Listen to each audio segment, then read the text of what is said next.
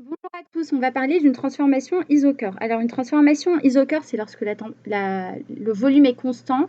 Donc si le volume est constant, on va avoir quelques spécificités qu'on va mettre dans cette vidéo. Donc la première, ça va être le fait que le travail est égal à 0.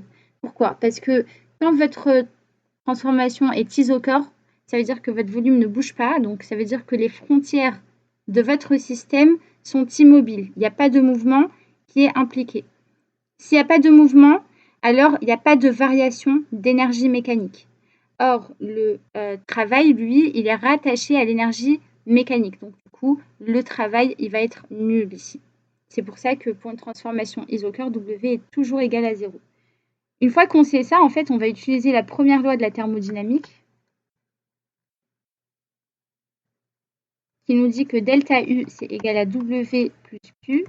Je rappelle que delta U, c'est la variation d'énergie interne du système, W le travail et Q la chaleur du système. Alors, donc, si le travail est égal à 0, alors delta U, c'est égal à Q.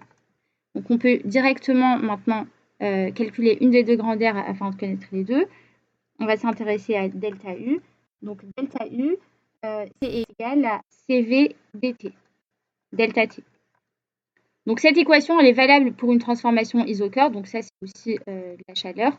Donc si vous voulez la démonstration de ça, je peux vous en faire une autre vidéo, juste indiquez-le moi, parce que c'est un peu long à expliquer, mais de toute façon, vous pouvez directement l'appliquer comme ça, la formule.